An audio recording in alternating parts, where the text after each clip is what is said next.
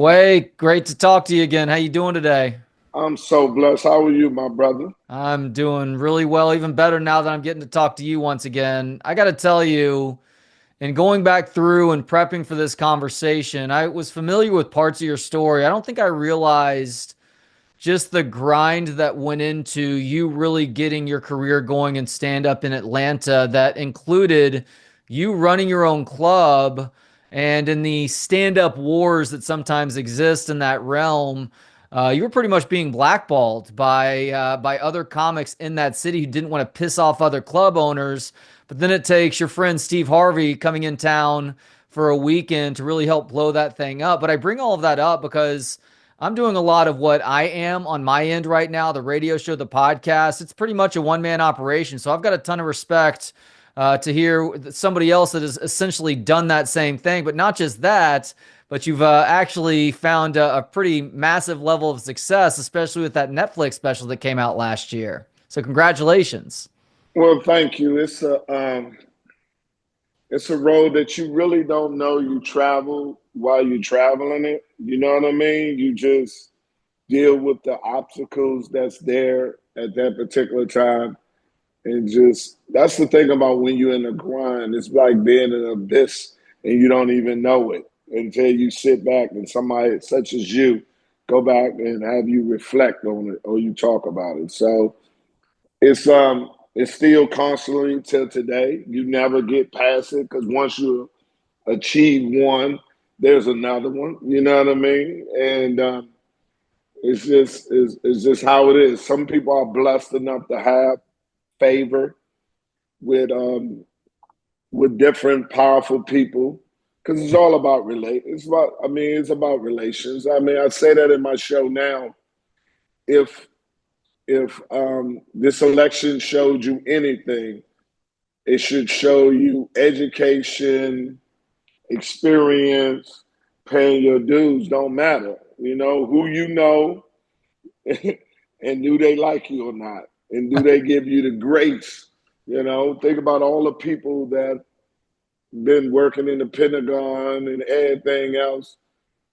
And the president of the United States picked a host from Fox News to be the Department of Defense. You know what I mean? You don't have people, soldiers that have been in Afghanistan and fought in Iraq wars, and sit there and look at and stop many and many and many of terrorist attacks and plots against the world. Been doing it every day. And the dude who knew the president and talked good about him on Fox News that morning came in to be their boss. So, you know what I mean? So it's the world we live in, is how things is. You can't complain about it. You just gotta keep on grinding and hope the good Lord put those people in your life to help you succeed like Steve did for my club. Well, it's so difficult to think that you can just put your head down and not bother trash talk anybody else, but just work your ass off. But if you don't have some level of shameless self promotion, or you're not, I don't know, hyping yourself up, or maybe you hire your own hype man or something to help get the word out, that you're basically performing in silence up to a certain point. But then again, all that work does hopefully help in the end, because luck is when preparation meets opportunity. And that luck, or whatever that moment is, and it's your friendship with Steve Harvey and Chappelle, obviously helping to produce the Netflix special. You were part of a very funny group of dudes who got Netflix specials. Donnell Rawlings, a friend of this show as well. That once that opportunity finally presented itself, not only were you ready to go, but you were going to make the most of that chance too. Yeah, because you know exactly what it means that no matter how good you are, how funny you are, how proficient you are, how competent you are, nothing is going to come to compare. You can be all of those things, but none of that matters if you don't succeed on this opportunity right here. You know what I mean? It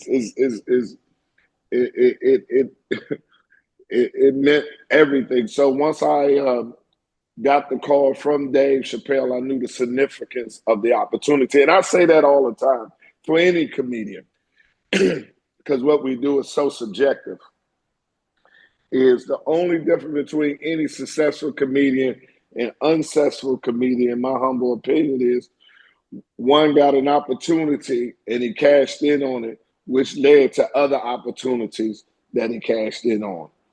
That's just all it is.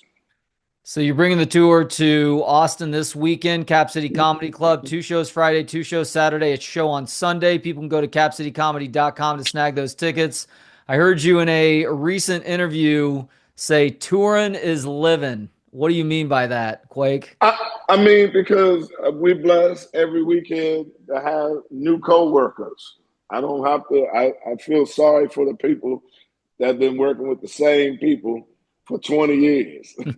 The same thing, going in the same office, same situation. Every week, I see some new people. It's living. I'm in a new place. I just left Bridgeport, Connecticut. Never been to Bridgeport, Connecticut. Some of the wealthiest counties in the world. Now I'm going to Austin, Texas, which one of another beautiful place. See great barbecue. So that's living. I mean, I can just imagine just being in a little cubicle for 20 years with Bob as your co-worker and Susie as your supervisor every day, every day. This is your 15th Christmas anniversary party and we're doing it different. And that ain't living, man, especially if that ain't your calling. So that's the blessing of it. Yeah, you can only watch Susie Xerox her butt at the office Christmas party so many years before that act gets old, right, Quake? I know it. You sit there. It's a shame you was you was there when your coworker had his first baby, and now this year you're at your coworker's daughter's graduation. You're like, oh Lord, I done, I done been here for 18 years, watch your baby come in the world, and now watch them go to college as a coworker. No, no, I got to get out of here. I got to get out of here. I got to get out of here. No offense, but that's not a litmus test I want. So, I love traveling. I love seeing it. I love seeing the world. I love, meeting new people. And I love just dealing with people just for 72 hours and then leaving them. The exception to that may be if you're still bringing your feature on the road. I want to say you said that your feature is a former NFL football player. Is that guy still with you right now? Yeah, he with me right now. His name is D Bishop, former play for the Jets, so he really didn't play. You know what I mean? Jets don't never play. They lose all the time. So yeah, the women go crazy over him. He's married, but he go pump up and get all his muscles ready. So he be on stage with his muscles just bubbling.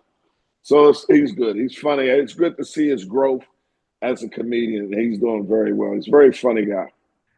So you are an Atlanta guy. I've heard you talk about Magic City in the past. Magic City, there was a documentary series that premiered at South by Southwest last year. That's actually about to finally see the light of day. I was covering that red carpet, Quake, and got to talk to folks like Killer Mike, which is a huge thrill.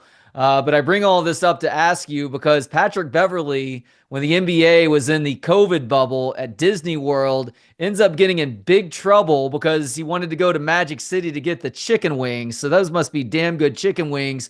Do you have a favorite Magic City story from your time of maybe going to Magic City a little bit more than you are now?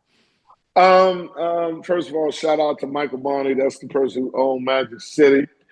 Magic City is deep with me because the owner is one of my best friends. The best story I can ever tell you about Magic City is how I first went to Magic City. I was in the military for 9 years, and I got out the military and I went to move to Atlanta. Never been to Atlanta ever in my life. Just seeing a CNN broadcast on the news, and it said Atlanta is the best place for young black people, young black men who has the aspiration of getting ahead. The best place for black men to find a good job. And I said, that's it, I'm going. So I moved to Atlanta. I brought three of my friends in the military. They went home to visit their family before they came to Atlanta when they got out the military. I went straight to Atlanta. So I went to a person and I said, hey, man, we're the club at the Hang. He said, you want to go to a club? Dude played a joke on me. He said, you need to go to this club called Magic City. I thought it was a nightclub. I didn't know it was a strip club. And I had never seen nothing like that myself. I walked in there, I seen all these beautiful black women, like Bernie Mac said, in the nude, just walking around, and I was mesmerized by it. Now, you got to understand, I got there about 4 o'clock in the evening. I stayed till 4 o'clock in the morning. It's 12 hours. So the owner, manager, came up to me. He was sitting there. He was like, man, you've been here a long time. I said, man, this is outstanding. I've never seen no thing like this before. I said, you come here often? He said, yeah, kind of. I said, yeah, man, I will never leave this joint. So he introduced himself. He said, I'm Magic. I own the club. I said, man, boy, this is beautiful. So we became friends. And matter of fact, he's the one that helped me get my comedy club in Atlanta. He the one that told me where to get it, what the rules was and everything. And we became friends that day. But the first day I went to Magic City, I stayed there the day they opened to the time they closed because I was just a man. I couldn't believe it. And the chicken wings was outstanding. Well, is there a favorite flavor of chicken wing at Magic City that if I ever go, I got to get it? Of course, lemon pepper. Lemon Tell me pepper. one All right, thing. Yeah, that's my wife's favorite. So if we ever go together, we're gonna have to get the lemon pepper wings and eat them together, I guess. yeah, go give your wife some lemon pepper wings, a couple of dollars, and if she want a drink of her favorite drink, she'll have a great time. There we go. So you are a DC guy and a big Washington Commanders fan. Boy, Yes. it looks like y'all are about to be one of the next big teams in the NFL. How excited are you for the future of this franchise now that that piece of crap Dan Snyder's no longer owning things? Oh, thank you so much. I hope he's on his yacht just hating like he is. It's a beautiful thing, man. You just don't know how terrible it's been the last 25 years. See, I'm an avid Commanders fan slash Redskin fan. I travel and go to the games for the last 25 years, and it was terrible. But now we have hope. We got baby Jesus. I call him baby Jesus, Oh yeah. JD5. Yeah, shout out to his mother, Regina. Um, it's a beautiful thing, and I love it, man. I'm looking to go on more games this year, and we finally got a quarterback. It was so that getting beat up by your state team, the Cowboys, but those days are over. We're in a new days. It's a new age of greatness. Back to it's a possibility we can have a parade. Waking up on a Sunday morning with hope, having meaningful games in December. You just don't, boy, people don't know our struggle, man. And we're back. We got rid of our owner.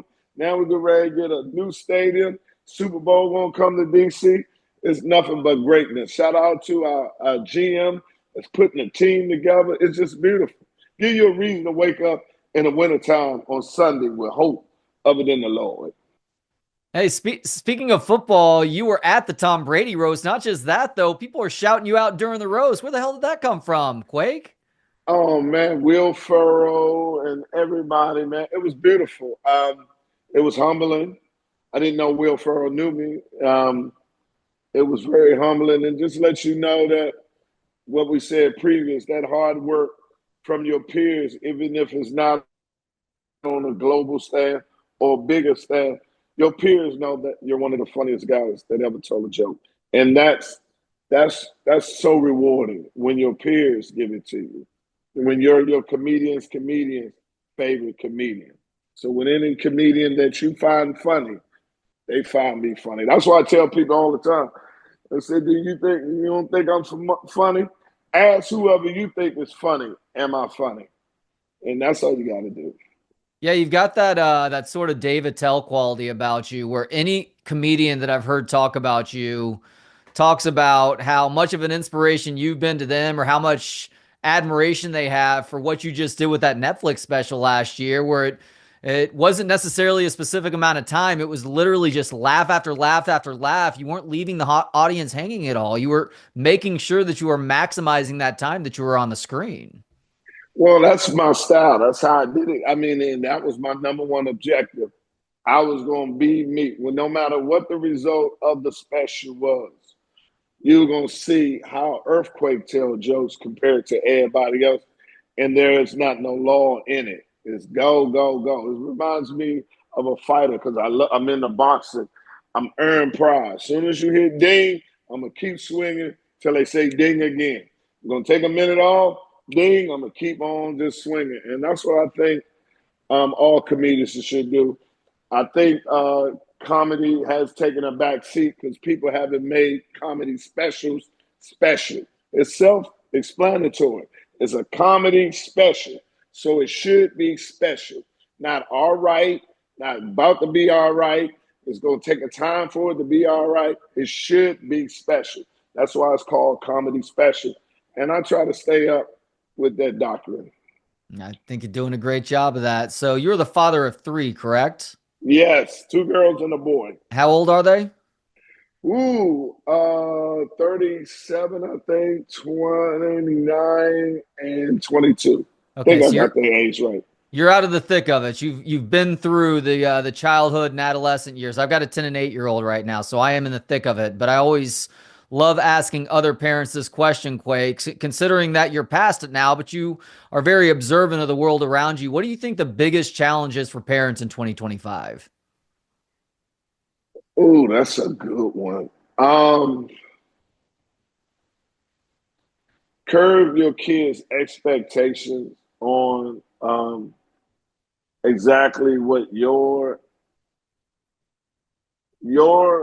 role as a parent and theirs as a child. I think, in my humble opinion, too many people try to be their kids' friends instead of their parents. Hmm. And even if you lose them as a friend or the relationship with them as your children, you should always stand on, I'm always going to be your parent, your father. And that's non negotiable. And I think what happens a lot of times, a lot of people feel that they feel guilty trying to overdo for their kids, they and they just, you know, they don't be their children's parents. And I mean, their kids' parents, and you have to stand on that, even if it it could sacrifice the relationship between you and your children. You need to stand on that, and that's what I believe. That's the hardest part. And when they're in their adolescent age, that's the most beautiful time. When they get to the adult age, you know, they seem to make the decision on what you should and should not be as a parent, and that's not their call. You know, that never will be their call because the role is I am the parent, you the child, and you everything that I've done and will do will be in the best interest for you. And until you are a parent, you will never understand that ever, I think that's a ever. great. I think that's a great answer there. I mean, you are the ultimate support system, and you're there for them through thick and thin. And sometimes that involves trying to impart hard truths or hard realities to them. And a lot of people who consider themselves friends of your kids or anybody else for that matter, those are hard things to do. But as a parent, you know that that's part of your responsibility to make sure to impart those hard truths at times, even if it hurts feelings or it leads to tears or whatever else. At the end of the day, you're doing it for that greater good, that bigger picture. Exactly. And what I tell my daughters is this: your father is the only man that's gonna want the best for you and don't want nothing in exchange. The only man.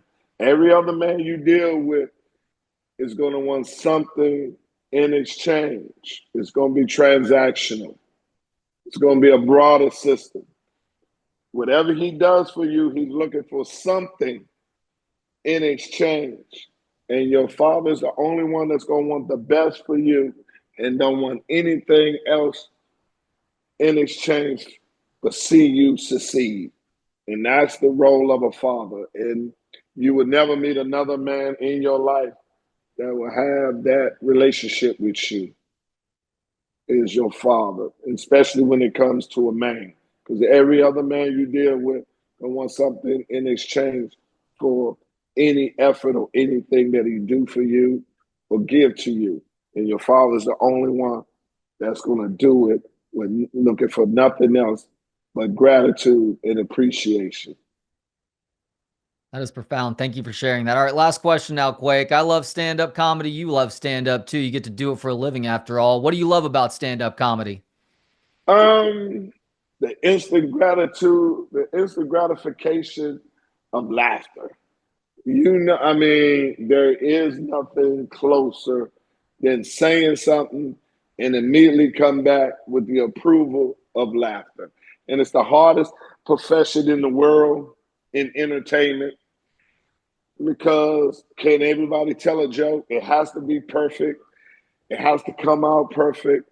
And you can't recycle it over and over again. Like I tell all these rappers, I wish I could I could say my first joke that hit and just go around the country and just keep telling it. Like you can just sing your first song over and over again. People come see you listening to your song only to pray to hear you sing it right up there. And 9 out of 10, you ain't even singing it. You're lip syncing it to the track you already sold to me. You know what I mean? You singing over the one I got in my car. You just moving your lips to it. It's a ripoff, man. But as a comedian, every year I got to come with new stuff. I got to make people laugh that don't know me. You can listen to music and talk. You can do everything else, but when you're a comedian, I need your undivided attention because that's the only way a joke gonna work is that you hear all of it in its totality, and it has to be fresh and new. Because you hear something that's similar that you think you hear, your mind already come to the conclusion, I heard that before, and you check out. So, the the the, the objective the hard part of being a comedian is what I love more about it because there's very few of us that can do it, and even less of us that do it on a high level year after year. And after doing it over 30 years, I'm proud of that. And that's what I love about it. That challenge. You know what that means for you people watching or listening right now? It's that whatever you saw in that Netflix special last year, guess what? He ain't doing that material this time around at Cap City Comedy Club. Shows Friday and Saturday, 7 and 9:30. 7 o'clock show on Sunday as well. Go to capcitycomedy.com to snag those tickets. Quake, it is always a pleasure. Thank you so much for the time. Safe travels to and from Texas this weekend. All right, I love you, brother. And it's always a pleasure to see you, man. Stay blessed. Tell your beautiful wife I say hello and take her to Magic City. Let her get some of them lemon pepper wings, and y'all have a good time. I love you, brother. Have a blessed day. Thank you.